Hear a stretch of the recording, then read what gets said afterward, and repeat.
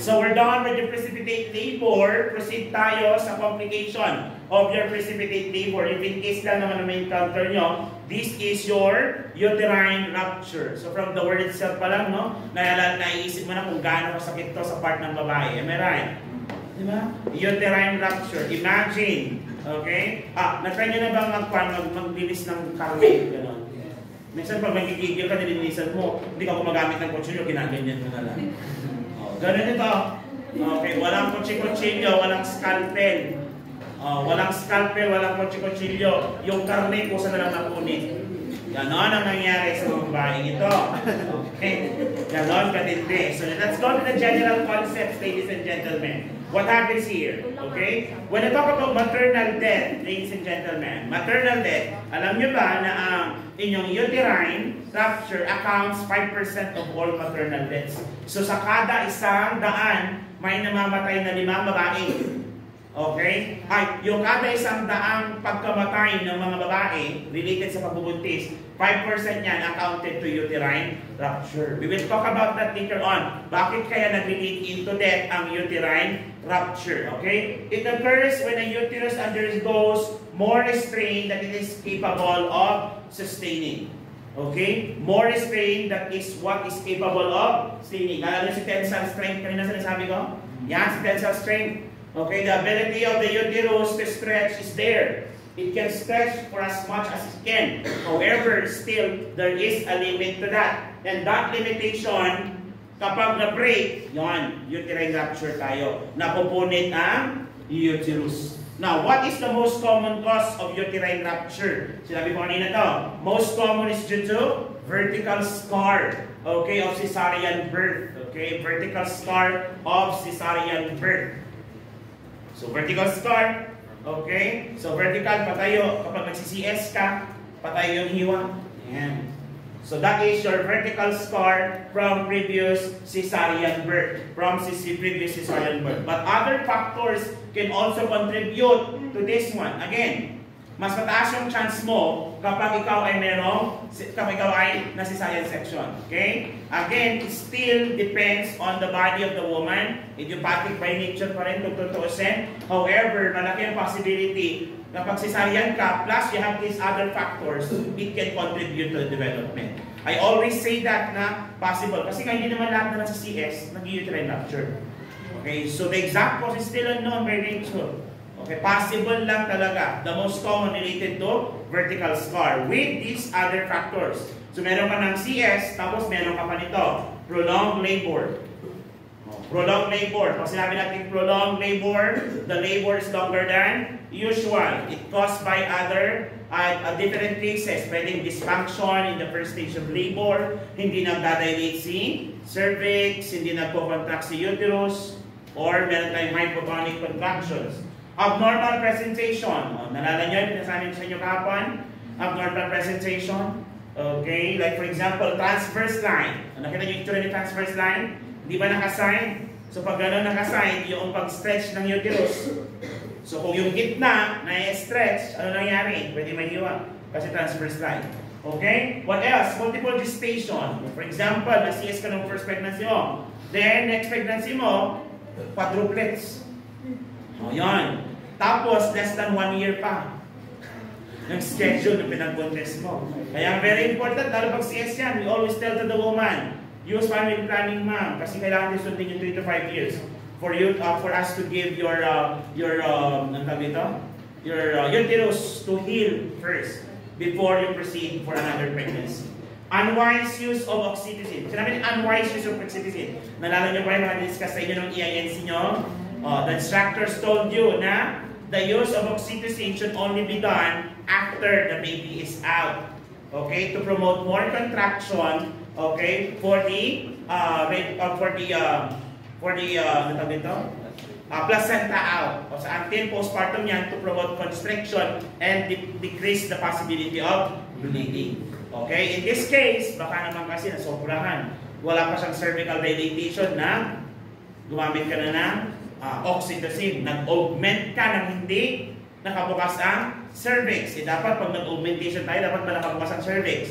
Yes, okay? O yung induction ng labor nyo is sobra ng tagal. Nag-induction ka ng labor, 24 hours na, hindi pa rin nanganganak. Bakit naman kailangan ng ECS yan? Eh ikaw, nakailang dose ka na ng oxytocin. No? Bawal na yon. That's an unwise use of oxytocin. Hindi na yung dose. Nakita ko sa ref kanina, hindi ako kumain. Obstructed labor. Pag sinabi natin obstructed labor, related ito sa tinatawag nating macrosomia. Macrosomia. Ano ulit ang macrosomia? Sir, parang ikaw, malaking baby. Am I right? Oo, kasi kagabi, sinesensya ko na asawa ko, good night baby. So, baby na ako. Am I right? Baby na ulagan.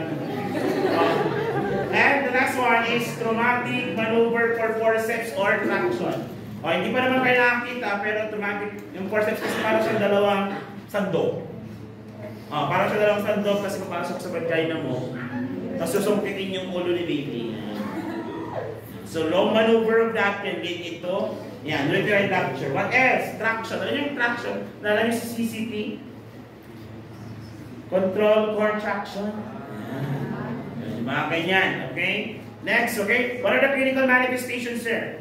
How do we know that a woman suddenly develops your uterine rupture? Of course, since the condition is sudden by nature, you would expect sudden severe pain.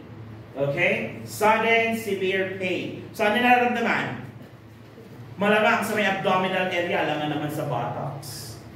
Okay? So, the pain will be felt at the abdominal area. There is a sudden sharp pain. Lagyan mo lang yan. Sharp pain. Sudden, severe, sharp pain with strong labor contraction. With strong labor contraction. Then, report of tearing. Report of tearing. Naiisip ko pa lang yung word na tearing. Tapos kung alam mo anatomic physiology mo, isipin mo yung uterus tear. Ginagawa ko yun sa karne, pag nagluto ako minsan eh. Pag tinatamad akong kunin yung kutsilyo, since maliliit naman, ginaganyan ko lang ng kamay. Kunyari kasi minsan kapag sinabi mo, sir, hiwain, i-chop na po, sabi mo sa nagtitinda ka, ako po yung panggisan, kasi panggisan pang adobo naman. Di ba may gano'n kasi, entry nyo na ba yan? Yung bang tipong, sir, pag-chop na po, panggisa. Yung may panggisa, maliliit lang dapat. Yung panggisa na lang. Hindi na lang panggisa yun, pang naman na, ulam na talaga. Hindi naman na pagsahog yun. Okay, so this has two types. Sorry, sobrang taas. The types, okay, of uterine rupture, we have your complete. Pag sinabi natin types of uterine rupture, we have your complete includes your all layers involved. So, wala na yung layers, pati peritoneum, your perimetrium, okay, myometrium, and your endometrium, connect. To and fro. Labas, pagbukas mo ganyan, baby agad, nakita mo. Ganon. Yung mga killer tayong ganyan, no? Yung bandipong hinihiwa yung balas kinukuha. Lakas makaswang. Nakapakaswang. Yung mga crime of passion. Grabe mga crime of passions ganyan. Yung mga bata, ang dami yung nare-rape. Scary. Tapos yung white pan, nagbalik ko rin. Tapos hindi lang batang dinadampo. Pati adult din. Ingat, pagdamputin ko ang memory. Contraction stops immediately. Of course, bakit nag-stop? Wala na eh, baka sila na pati yung pacemaker. Wala na connection ng mga nerve fibers because it is already damaged. Intra-abdominal bleeding. Pag sinabi natin intra-abdominal bleeding, there are several ways on how to check for intra-abdominal bleeding. Number one is you would feel yung hardboard-like abdomen. Hardboard-like abdomen. Intra-abdominal bleeding din yun. So, hardboard-like abdomen. Alam niyo yung tiyan ni mother pag nagko-contract? Yan ba gano'n? Hardboard-like abdomen. Matikas. Kasi napupuno ng blood sa loob, kaya nagkakaroon ng pressure inside the intra-abdominal area. Pwede din siya mag-manifest. Mag-manifest kasi yung dugo pwede mag-seep in, subcutaneous, subdermal. Yung magkakaroon ka ng bluish discoloration, yung umbilicus. Ano tawag doon? Your Collins sign.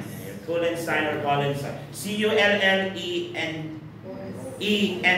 Collins sign. Okay? Hindi siya Collins, ha? Collins. Kasi Collins, Edward Collins. Ngayon, mga pair yun. Ito, the bleeding ito. Okay? And of course, possible signs of shock. So, pag sinabi natin signs of shock, alam na niyo yan. Hypo, tachy-tachy. So, ang unang nangyari doon is your hypotension followed by tachycardia and tachypnea as compensatory mechanism. Okay? So, that is your signs of shock as part of the type of uterine rupture. Okay? Complete. Since may complete, ano expected nyo? Meron ding incomplete. Let's go to the incomplete.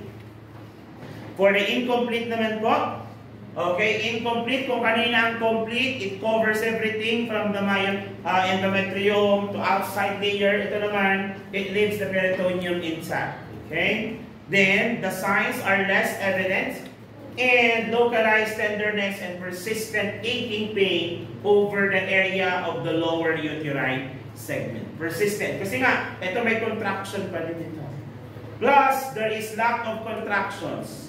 Compared to the complete wherein total no contractions. Dito lack contractions na. And since there is lack contractions, what will happen to the blood flow? Decrease or increase? Decrease or increase? Meron tayo increased blood flow. Kaso nga lang, yung blood na pupunta pa kay baby, kasi magbi-bleed out. Tama ba? Since nagbi-bleed out si baby, what will happen? As a sign, pwede magkaroon na fetal distress and maternal distress. Possible signs of fetal distress and maternal distress. Ano yung mga initial signs natin? Pag nag-assess tayo, mga distress na ganyan, emergency situation. Number 1, vital signs. Pag bleeding ang usapan, always check for blood pressure and the pulse rate. Okay? So, hypo, tachy po yan. Lagi po yan. Same thing with the mother. Okay? Si baby, pwede magkaroon ng fetal tachycardia or bradycardia. Si mother, pwede mag-develop ito tawag na what? Maternal tachycardia and hypotension. Okay? Hypotension. Pwede. Okay? Pwede po siya magkaroon ng ganong sintomas. So what else? The level of consciousness. Pwede bumaba. Okay? Kasi kapag nagkaroon ng problema, yung organ natin, magkakaroon tayo ng increased venous return. Ano mangyari pag increased venous return? Asan ang concentration ng blood? Peripheral or central? Pag nagkaroon na ng loss of blood, magkakaroon ng increased venous return. What will happen? Ang concentration ng blood is gonna be peripheral or central? Central, to perfuse blood sa mga vital organs. Kaya po, konti din ang dadaloy ng dugo sa utak. Ay, ang utak pala yung vital. Okay, kaya nagkakaroon ng changes in levels of consciousness. Kaya may mga nauubusan ng dugo, di ba? Nagiging lethargic, then stuporous, then later on coma. O, paano ko ma-differentiate ang lethargic, stuporous, and coma? Pag oriented ka, pag lumapit ako kay ma'am dito, yan, spontaneous, gising agad, tumingin agad sa akin. Ibig sabihin, siya po ay conscious. Pag lumapit ako sa kanya, nakapikit, ma'am, hawak ako, saka lang siya gumising, tawag sa kanya, lethargic. Pag tinapik ko, conscious pa rin naman yun, kasi lalo pagtulog. Pero, kapag tinatapik ko, hindi siya nagigising, ugain ko siya. Ma'am, ang tawag doon, lethargic, nagigising lang siya kapag inuuga ko na, may tap-tap ng shoulder ka na. Okay? Pero pag si ma'am hindi nagigising sa top of shoulder, ano gagawin ko? Inflict pain. Either puritin mo dito, o kaya, yung pinaka-common, sternal rub. Ma'am, hello ma'am. Saka lang nagising, ang tawag doon, stuporous. Pagka nun ko, hindi nagising, anong tawag sa kanya? Unconscious muna pa. Unconscious. Kasi nga, iga-Glasgow coma scale mo pa siya. Para ma-determine mo kung siya ay comatose. Nalala niyo ang Glasgow coma scale? Glasgow coma scale has 3 elements. The eye opening, motor movement, and verbal response. Part yan ng inyong health assessment. Sine? Baka nakalimutan nyo na naman. Nakalimutan yan. Gagamitin nyo naman by 3rd year yan. Lahat na sinasabi ko dito, introduction for 3rd year. Nakabahan na ba kayo? Ang daming na red time sa first school. Okay, next, therapeutic management. So what shall we do if a woman develops uterine rupture. Okay, so go back to the manifestation, go back to the problem. Okay, lagi ko ginagawa ang technique ito.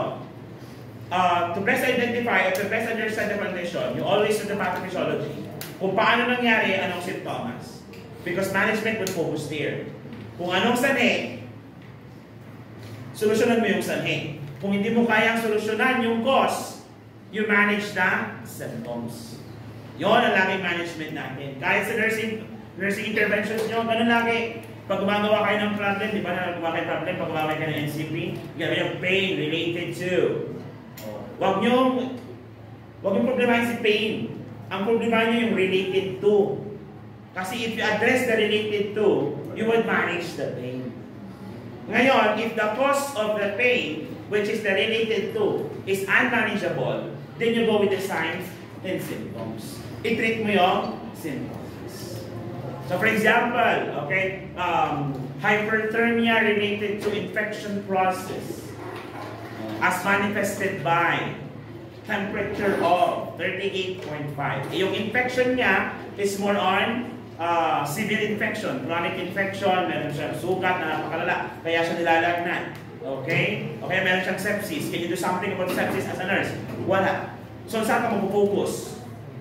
Doon sa symptoms, nilalagnat, solusyonan mo ang lagnat. Okay, kung dehydrated siya dahil sa lagnat, solusyonan mo yung dehydration. Ganun po ang management natin. So in this case, ang pasyente napunit ang matres, severe ba ang blood vessels? Yes, if the blood vessels are severe, ibig sabihin, napunit, napigtas, bukas pa yun, yes, what will happen to the bleeding? Increase, lalo na kapag complete. Tama ba? Kasi complete, may contraction, wala. Complete, may contraction, wala. Walang contraction. Kung walang contraction, blood vessels will remain dilated. If it's dilated, it's open, bleeding is profuse. Unlike kapag incomplete, at least meron pang konting contraction. Hindi ganun kaluwang yung dilation ng blood vessel compared sa patient with complete. Let's say, meron siyang complete or kahit incomplete, is there still a bleeding? Kung may bleeding, profuse yan, kailangan bang palitan yung lumalabas sa tubig? Kasi pag hindi natin napalitan, it may lead to hypovolemia. Hypovolemia leads to hypotension. Body will compensate, tachycardia, tachypnea. Pero pag hindi pa rin nag-compensate yan, pwedeng mag-lead into coma. Shock, then coma. Tama ko ba? Yes. O ngayon, ano gawin natin? Since yung problema natin is napukulang na siya ng tubig, ano gawin natin? I-replace yung tubig. Emergency IV fluid replacement. So, depende na yan sa order ng doktor. Pero kadalasan, pang mga fluid resuscitation, ang ginagamit natin is plain normal saline. Tama mo ba? Yes, pero depende yan sa, okay, kinaka ng doktor. But you know already, during your pharmacology skills, plain normal saline solution is the best compatible sa ating dugo. Okay? Sir, bakit plain NS ang dapat natin i-hope dito? Nauubusan ba ng dugo? Yes, hindi lang tubig ang nawawala sa katawan, nawawala din mga blood cells and other components. Therefore, should we replace that as well? Should we replace that as well? Yes, kaya nag-anticipate ka na dapat nabigyan din siya ng blood transfusion. Kaya yung IV replacement na ipiprepare mo doon, dapat you make use of large gauge needle. Pag sinabi natin large gauge needle, alam niyo yung basic natin. The higher the number, the smaller the lumen. The lower the number, the larger the lumen. So in this case, gagamit tayo yung average na ginagamit natin, gauge 18. Okay, pero may mga gauge 16 ba? Yes. Kung kaya mo ipasa mga gauge 16, then better. Okay, pero pag hindi, gauge 18 will do. 16, malapit na yun. Yung gauge 16, parang na yung pangkuhan ng buriki. Alam yung parang yung butas nun, parang yung pangkahina na. Patay ng pala. Malapit-lapit na doon. Pero hindi pa naman ganun kalaki. Pero malapit-lapit na doon. O sa mga magsasaka dyan, alam ko nakarelate kayo doon. Diba, natry nyo na ba yan? Magbilat ng palay, tapos... Natry mo magbilat ng palay? Ay, hindi. Rich kids. Natry ko yun, magbilat ng palay, college ako. Yung buhat ko from bahay, ako maglalatag, ako nga ng hapon, ako din magbabalik ko. Kasi sa trabaho sa tatay, hindi matapos namin. Ganun. Okay? Pinaghihirapan ko ng nutrition ko bago mga kaso. Sa inyo ngayon, ino-offer. Kapag mag-aaral ng maigi, kawawa ng parents. Sa iyo ngayon may fans. Sa akin noon walang fans. Electric fan meron. Lahat ng ID ko noon talagang may namin, mas may pa ako. Kasi nga, kapag June season, galing ako sa pagtatanim. Pag October, next time namin, galing naman ako sa Dapas. Oo, gano'n. Tapos December, pagbalik, akala mo bakasyon na. Kasi Christmas break, bilag ka pa, kaya bagay. Tanong-tanong quarter ng December. Gano'n. Natry niyo ba yun? Parang hindi naman. Sabi mo, second year college yata ako, second year high school yata ako na nag-breakdown ng tatay ko. Kasi isang hektarya mahigit kami na nagkakapa sa dalawa. Umiyak sa tatay ko, sabi ko, tayo parang awan nyo, pag-aralin nyo. Ayoko kong buhay na to. Nag-breakdown lang ako noon. Kasi meron pa noon, yung bukid namin nasa gitna talaga. Walang madadaanan yung traktora. Talagang sa tambak na nadaan. Tapos kailangan mag-abono. Hala, 1 oras ang lakaran sa bukid namin from highway. Yung abono, kailangan yung buhatin. Hati kami ng tatay sa isang kabo. Ito, 25 kilos kami. 25 kilos. Yung 25 kilos na yan, parang magaan lang. Pero pag nilagay mo na dito, tapos hindi mo na pwedeng ibaba. Kasi pag pinalaman siya, hindi mo na may tataas yun. Pag magpapahinga ko lang, hanap na ng puno.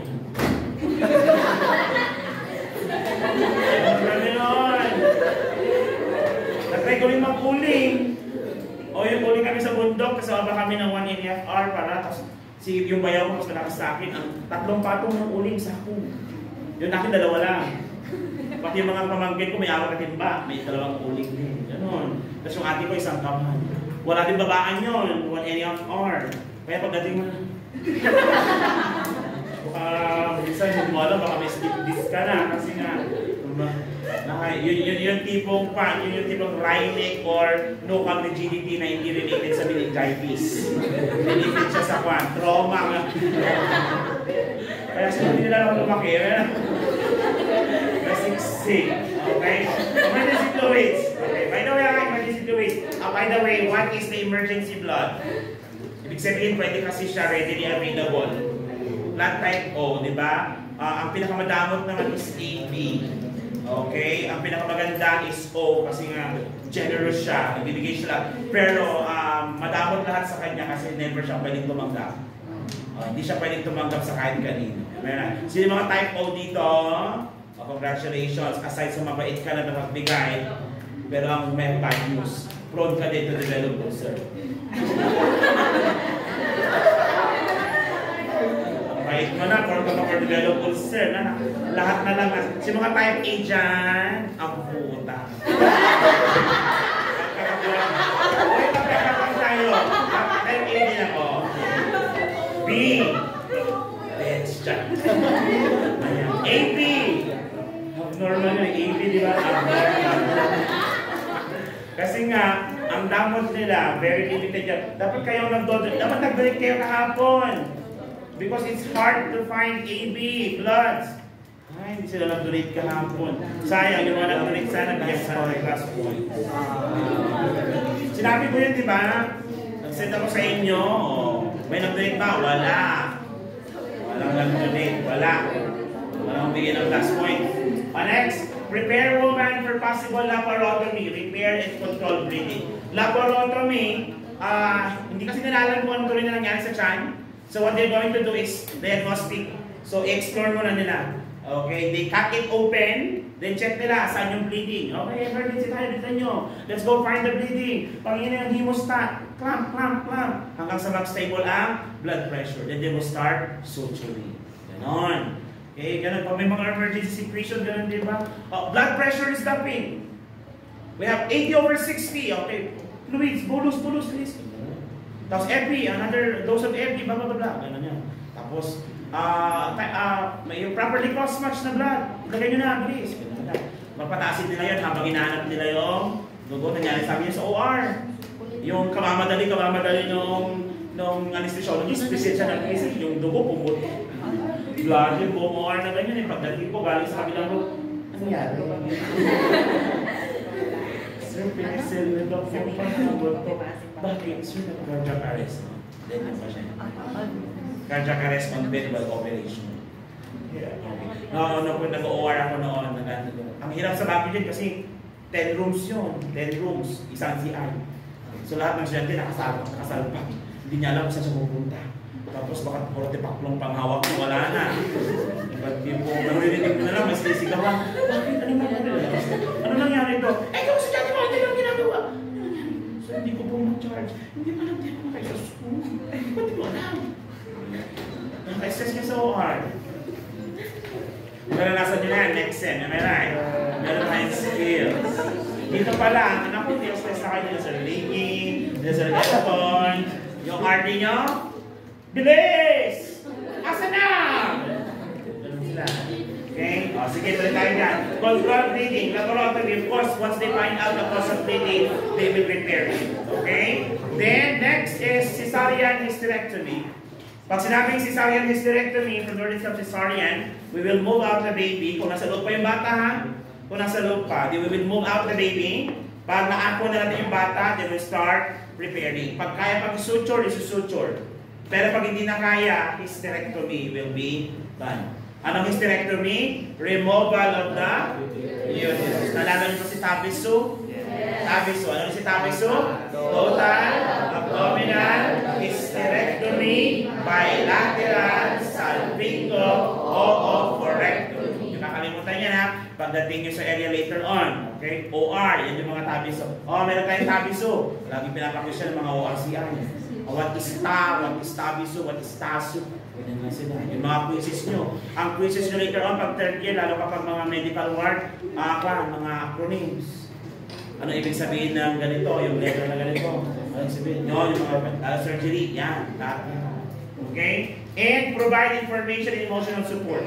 When you say information and emotional support, ano gagawin mo dyan? If the family asks question, then you should be available to provide the answer. Sir, pwede ba kaming magbuntis ulit? Yan, kailangan masagot mo yun. In terms of pagbubuntis, pwede pa sila magbuntis? As much as possible, we discourage because there is a high possibility of having the uterine rupture again. Okay? At the same time, kung part ng surgery is actually, they can do the bitubal ligation na. Okay? During the surgery itself. Kung ayaw lang ipatanggal yung at least i-cut man lang yung mga possible suggestions, okay, ng mga physicians. I-explain niya sa pasyente kasi nga, the possibility of having it again is very high. Kasi tear na. Okay? Tatanong yan during the information, i-explain niya sa pasyente. And take note, mabilisan ito ha. Kasi nga, it's a matter of life and death na ito. Within the first hour, dapat maklamp natin yan. Okay, hindi nga hindi na first hour. Dapat within the 15 minutes, mabilisan yung OR. Yung ba tipong baka hindi na magpapasok ng estudyante niya. Mamaya na lang yan. Sige, hindi pa masyado nakapag-scrub. Ang priority na doon is to stop the bleeding. Hindi na priority kaano yung sterility. Kasi sterility, pwede mo i-prevent through antibiotic na yan. Pero yung bleeding, kailangan maklamp natin agad yung cause ng bleeding. And within the span of 10 to 15 minutes, pwede mo kayong pasyente. Because of severe bleeding. Okay? May mga instances noon na vaginal pack pa kami. Vaginal pack, ang daming gauze, pasok sa vagina, siksik mo, gano'n. Ganun yun. O kaya pagbuwas ng ganyan, sumisilip yung dugo, gauze. Pag gauze ng ganyan, bilang 2. Kasi kailangan mong bilangin yun. Bakit? Bawal may iwan sa loob. Okay, kaya dapat accounted lahat. Kaya dapat mabilis ka. Sir, ano gagawin ko? May kapatid na. Ganun na yung tsura mo, hindi ka pwede. Kasi mabilisan yung situation. Pack ng pack yan. Baka gagawin V-pack. Okay, hindi lang gauze kasi meron sa OR, meron silang V-pack. Para siyang bimpo na makapal.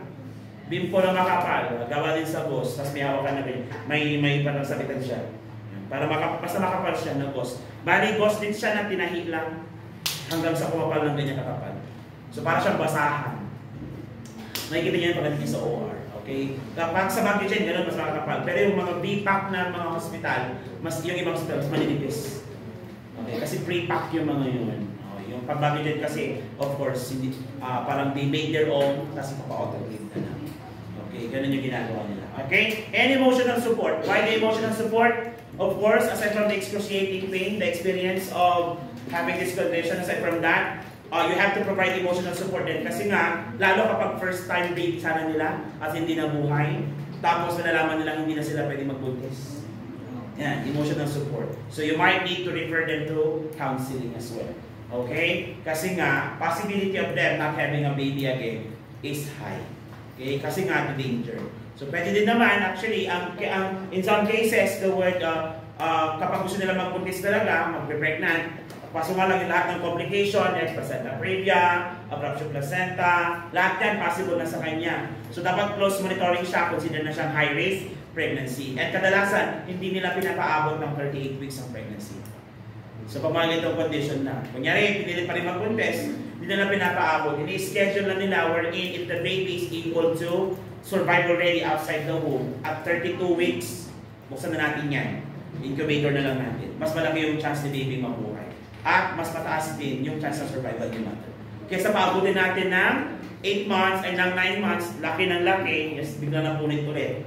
Biglang mamatay si baby, hers, mamatay din si baby.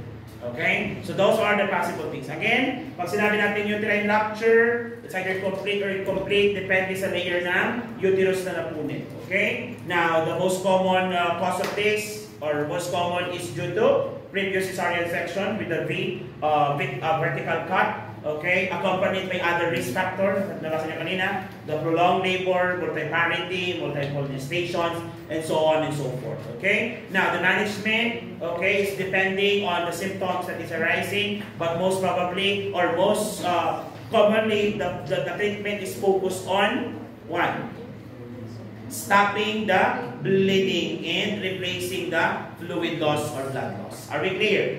So, do you have any question? Clarification? Violent reaction?